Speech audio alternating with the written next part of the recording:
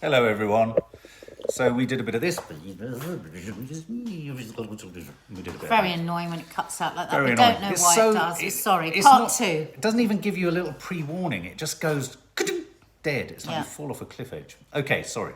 Yeah, so I think it's a different argument about whether people should be being forced to take vaccines, because I don't think they should. I think people should Yeah. have the right to choose. But when you travel to a different country, you have to follow the laws of that country. Yeah, And he's I obviously agree. tried to pull a fast one. But the Serbian government have said he's been victimised. The Serbian government are behind him. The Serbian government are saying this is outrageous. We've been victimised in what? Or he's being penalised, he's being homed in on, he's being sort of unnecessarily treated because of his status and his I wonder position. if that's true. Do we know if everybody else is refused entry if they don't have the vaccine? No, I think Australia's incredibly strict. Yeah, I mean, incredibly they've been strict all the way through. Yeah. The Saga prompted Serbian president to say Djokovic was a victim of harassment and that the whole of Serbia supported him. Mr. Morrison denied the visa cancellation was because of any particular position in relation to Serbia. So the suggestion being potentially that there's a bit That of was beef. political. There's a bit of beef. But How's it going to feel for whoever wins the Australian Open? Are they going to feel like they didn't really win it because he wasn't there? there's going to be a bit of that. Suddenly, I wonder if the ratings and the seeding, the seeds, I wonder if that all shifts for the competition. Ellery Jones, I know someone who's allergic to the ingredients of the vaccine. Exactly. So I'm sure if that was the case with him, Yeah. he would have been allowed in. There must be some caveats for people with allergies, but So the majority of you feel the Australian government have done the right thing. That's what I'm getting from this. only if he hasn't got allergies. Yeah. But he won't release what the medical reason is that he's No, given, exactly. which to me just feels a bit. Feels a bit odd. Feels a bit dodgy. There's quite a few stories today that are going to sort of split you down the middle, sort of in a binary sense. The Black Lives Matter protesters were cleared over toppling the Edward Colston statue yesterday. They've become affectionately known as the Colston Four. Obviously, this is the statue that was pushed over, knocked into the canal in Bristol. 4 people were homed in on and charged. The defence had urged the jurors, there was a jury involved, that they needed to be on the right side of history. What do you think of the fact that they've been let off? I'm going to say this just because looking at the news, this is true. Left-leaning people believe it's the right thing, it's justice, it's a sort of appropriate sort of recognition and acknowledgement that, most of our cultural success has been built upon slavery. Whereas most people who are on the right politically feel that this is going to open the floodgates on total sort of carnage and a disrespect for, potential Statues will be statues all pulled down. over the place. So what do you think? What do you Well, it's think, interesting Max? that no more have been, isn't it? Well, I suppose you Because could argue at maybe the they were time- waiting to see what happened Yeah. today. Do Yesterday. you know what? I don't know on this. I have complete sympathy for what they did, and I listened quite a lot on LBC yesterday about the yays and the nays between people. Yeah. There was one very interesting woman who really knew her stuff. She had receipts on everything. But she was saying this was a really tacky statue that they had to scrape the money together with in Victorian times Yeah. to get it put up. This is no sort of, Oh yes, I remember that. yeah. This is no sort of special. But that's by the by. I suppose. I suppose people would say that if these people are Lawlessness. let off, then what's to stop somebody Yeah. doing something much worse? Yeah, and I mean, I think it's a tricky one, isn't it? It's It's a really, really, tricky one really because on the tricky. one hand, someone just said there, it was illegal what they did. So to that extent, Yeah. should that be observed? The jury came back with a unanimous verdict. It was 11, found them not guilty and 1 found them guilty. Russ Ouch, I don't agree with it, but you can't change history. Sadly, also they broke the law. I mean, what I don't understand is how they weren't found guilty if they did break If the they law. well, that's an interesting point. If they literally did what they were accused of doing, how can you be found? Well, they were that's a good point. accused of... What was the actual... Weren't they accused of... Oh, God, what's the word? I'm just trying to find it. Not like graffiti, but something like that, and it wasn't it was deemed that it wasn't that, so it was obviously like a little loophole to the letter of the law. But yeah, I am torn. I think it did need to come down. I mean, somebody made a good point yesterday. Imagine if there was a statue of Hitler, you know, in the centre of a very heavily Jewish populated, or anybody. That would be, we would totally understand why that would be pulled down, why that would be, you know, that would be horrific for people. And I hadn't thought of it like that. I heard it lots of times on the radio yesterday, and I thought, well, we don't. That's our, you know, But Hitler is a relatively recent. It's a relatively recent development. I mean, but you can't say that slavery and everything that happened isn't fed into every part of. Well, I was about to say what Alison Fisher says. Perhaps there's an argument off the back of this, and maybe there needed to be some interjection by the judge saying, okay, on this case, you know, this is clearly the verdict that the jury's returned. But maybe what the government could do to sort of, as checks and balances, so that we don't go into a sort of turbulent now period of everything being pulled down and chaos on the streets. Maybe now there should be some kind of, I don't know, sort of panel or sort of committee that looks at all statues across the country. That's a good point. And a debate about the appropriateness of them being, being public and being up and still erected should happen. Christina Olivia says statues are there to celebrate people. Yeah. And I think, they should. Tracy Lynham. They should have legally lobbied to have it removed, not taken the law. But they had for years. Hands. Yeah. But they had for years. There was lots of people on the radio that they had for years. It wasn't going to happen legally. I mean, this is going to fly in the face of what the Tories. I mean, if you think the Tories have removed the right of Extinction Rebellion to sort of protest and things like that, this must really, really hurt the Tories. The former Sun editor Kelvin Mackenzie, who makes no secret of his right-wing credentials, said he could not help questioning the sanity of the jury. He added the verdict was a shocking signal to every lefty protester in the country that they can damage with impunity as long as they chant the phrase hate crime. I just think that to me really, really, like, you know, many people saying if you had a statue up of Hitler, you know, and all, we would have outrage. And for us as like privileged white people to say, you know, because a lot of the argument isn't it? Oh, it's so way back in history. It's not. Well, try saying that to anyone in Ireland. Tim Reed, big congratulations for reaching over 2,000. I reached out. It's amazing. Well done. Well done. Well bloody days. Done. Really Good remarkable. job. That's hard. One day at a time. Yeah, Ross Ouch. Slavery happened. It was wrong and disgusting. It's part of our history. Maybe ditch the statues in public places and display in museums instead. I've always thought that might be a thing with huge educative sort of things explaining. We didn't know who this guy. I admit I didn't know who this guy was, and you know, listening to his crimes yesterday. That he was responsible for the most terrible suffering of probably about 65,000 human beings. Didn't 20% of all slaves in his ships die? Yeah. But those that didn't probably wish that they did, because as we know, the conditions were absolutely horrific. And to just say this is in the past, I just think is Reese really missing the says point. it's so offensive for black people and people of colour, and our emotions are always gaslit or often neglected at the state of higher authority. Again, you kind of back up my idea that a committee of the correct mixture of people should be created so that all these discussions can be had. I mean, you know, people are asking, well, how far do you go with this? You know, there's lots of documentation that Winston Churchill was racist. There's a lot, if you study history, there's a lot of arguments to say that the reason we fought Germany wasn't solely about the anti-Semitic thing. It was about, you know, logistics. It was also about imperial strength and all that kind of stuff. Isn't it? Just isn't every nation? No, but so what I'm trying to say is that, you know, I mean, you could argue every nation is. I mean, I think nationalism in its essence is always a bit suspect. Exactly. So I think it's a really complicated thing. The jury's out for me on where I stand. My heart is with what they did. My heart, and listening yesterday on the radio to the length of time that they've been trying to do this legally, I get it. I understand it. And when passions were high, and this felt like a moment and a movement, and with Black Lives Matter, and people are sick and tired of being sick and tired. If all those things were taken into account,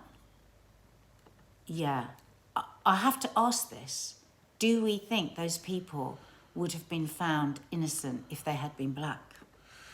And I think my terrible feeling is... That's an interesting question. I don't think they would have. Because I was surprised to see that they were all white. Exactly.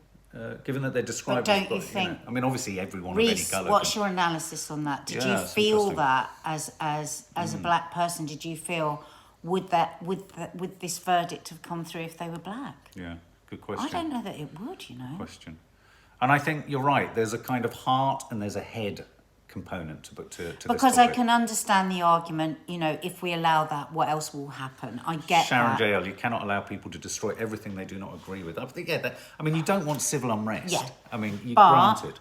I like that there was allowed to be a grey area with this. I like that. I know there shouldn't be with the law, and the law is law and all of that. Well, that's why I wonder whether the judge or even the government could make some statement about this, saying this is a watershed moment. This is an unusual moment. This marks a critical. I mean, a government that had some compassion for the population in all its vibrant, cultural diversity would look at this and respond to it in some capacity and say, look, this obviously can't be a judgment that activates civil unrest everywhere, but we promise off the back of this judgment, which is a one-off judgment in unusual circumstances, that we will engage and support a committee of some form being set up. But the problem with that is you are then passing comment on what the jury's decision is on the law. So Beryl McNally says they broke the law, plain and simple. Yeah. They broke the law. It's just not that simple for me because my heart is too involved in it, and so... Tricky. It's a tricky one. But Reece, I'd like to know what you think about that, whether you felt that yesterday, because I was surprised. I didn't know they were all white. Yeah. Slavery is not in the past, says Anastasia. Reparations to slave-owning families only stopped being paid in 2015. I know, that was the most extraordinary... here's Reece. Read that, darling. Well, that's the unfortunate reality, because the boundaries of society would already prevent black people from initiating that action because you're already conditioned to the cost of severe punishment. Wow. Yeah. There you go. Jeez. So the other story today, I don't think this is going to split people, it's going to annoy people. So Ghislaine Maxwell's lawyers are calling for a retrial over this much publicised comments by a jury member. I do sincerely wish he hadn't said anything. Do you want to explain But again, Mark, you can't say that, because if you had a jury, if you had a juror that was stacked against you and say you were innocent, you have to have these rules in place. What do you mean? What do you think I've said? Well, what do you think you I've wish said? he hadn't said what he said, but if he was the wrong juror, he shouldn't have been there. Well, he lied. He lied on his form. Well, he said he didn't lie. He said that he hadn't seen the question. If he knew that was one of the questions, he would have answered it on... They're definitely going to... So basically, what happened is one of the jurors in the Ghislaine Maxwell case did an interview with The Independent, which you're allowed to do in America. You're allowed to give an interview and discuss about certain things within the case. So within this interview, he revealed that he had been, very sadly, himself a victim of sexual abuse as a child. You absolutely cannot be a juror on a child abuse case. And he said things like, in this interview, I was able to sway the jury. They didn't think this, but I was able to explain from my position as somebody that had been sexually abused. Now, this will be an absolute travesty if she gets off with this, but another moral dilemma. Well, I don't know if she'll necessarily get off, but what it could trigger is another jury. They might have to pull together another jury. I mean, I don't know whether does a mistrial mean that she doesn't get tried again? Because how can she fairly be tried again? Oh, God, I don't know. What does anybody know about that? I mean, forget putting Ghislaine Maxwell to the side, as if you could. One has to... You see, the mistake for me in what he said was how he swayed the jury.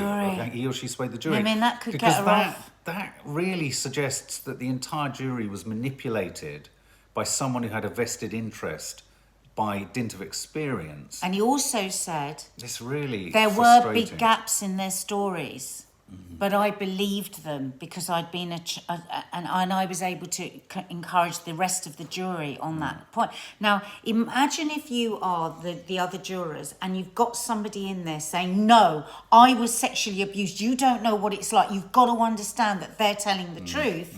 You are going to be emotionally intimidated, you're going to lean towards it because you're going to have sympathy for that person. And therefore, guilty or not, has she had a fair trial?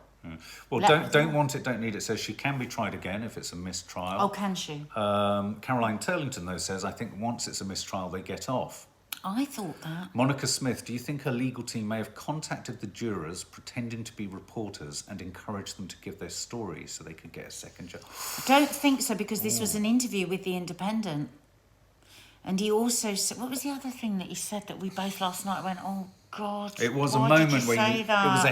it was a hand-head slapping It's about moment. midnight last night, wasn't it? We're like, oh oh my God. I can see the way this is going to go. And I feel so sorry for... Oh, one of the things he said was, this was a judgment for everyone that has been sexually abused. Those that could speak and those that couldn't. Elaine Knight says there is something underhand going on here. Minky Moo, they have to decide on evidence presented, not one of the jurors' experiences. I think this is a smoke screen. I think there were 2 jurors that lied, says Faith Goodman. Oh dear. Well, lied is What did the other maybe one they lie? just didn't fill in the form. Apparently, you have to fill in this in detailed form. Hang on. Locum A. In the event of a mistrial, the defendant is not convicted, but neither is the defendant acquitted. When there is a mistrial, the case may be retried. Tried. Okay, good. Oh, how exhausting. I wonder if she knows this Oh, look, yet. Joe McKenna, juries are often impacted by a strong opinion in the jury. Good thing that there was experience in the jury. But No, yes, no, absolutely. I But agree. the point is, It's letter of the law, like we were talking about in the last, they were not allowed. You were not allowed to have been a victim of sexual abuse for this jury. yeah.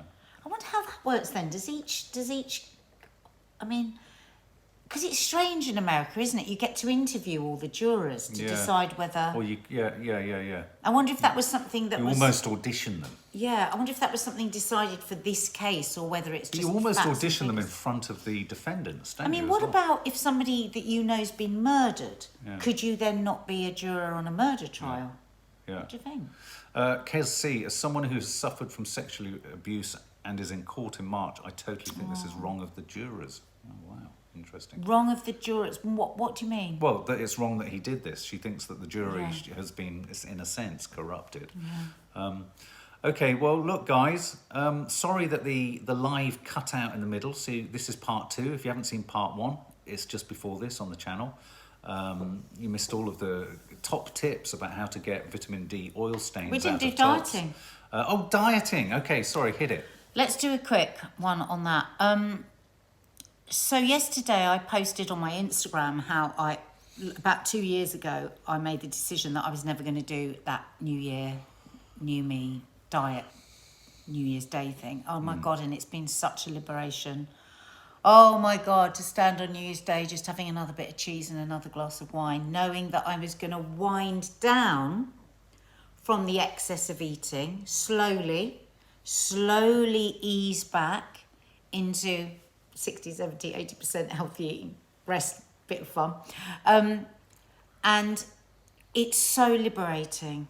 It really has changed my life. The whole of January was always just this horrible battle in my head, knowing deep down that I was going to come off this diet because it was too unbearable. But anyway, if you want to check out the video, it's on my Instagram feed. But I read every single one of the comments yesterday and I found them really, really moving. And again, it energized me back to this way of thinking is for me, really the right way of thinking.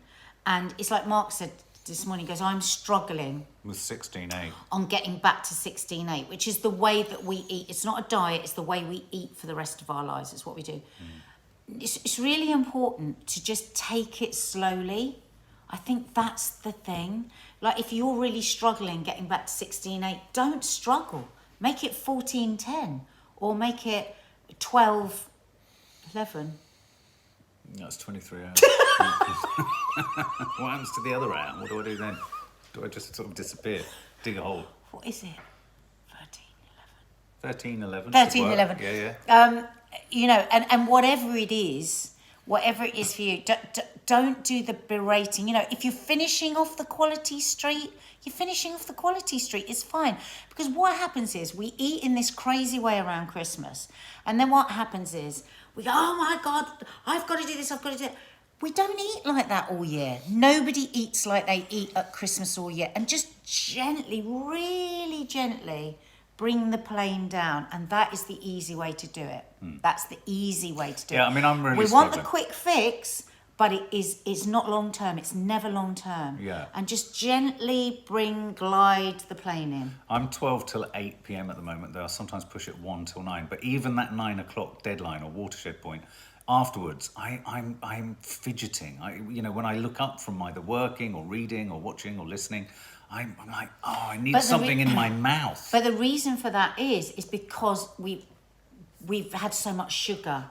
So you're battling with getting that sugar down. So don't do it that extremely. Just increase your hours and decrease your sugar. If you've still got a pot of Quality Street, finish it, because you know you're not going to buy. Or you've got a massive Christmas cake, finish it. Yeah. And then you're not going to buy another massive Christmas cake Well, we've because got Christmas is over. three Christmas puds in the cupboard, so should I just eat them? Well, if all the time you're thinking about them and you've got that stinking thinking about, oh, I wish I could have that Christmas stopped pudding. thinking about them. Well, have the Christmas pudding. You're not going to have a Christmas pudding every day of the year, are you? I'd like to. The world will not stop turning if you have a Christmas pudding. Well, there you go, guys. Just land the plane. If If you're suddenly on doing 3 boiled eggs and 2 grapefruits, I'm telling you now, it will not work. You're wasting your time. You will diet like that really strictly, and you will end up stopping and putting it back on.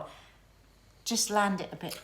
Are you going to be returning to some 16/8? Yeah, another 16/8 film's going There up you go. tomorrow, every All right. Friday. Okay.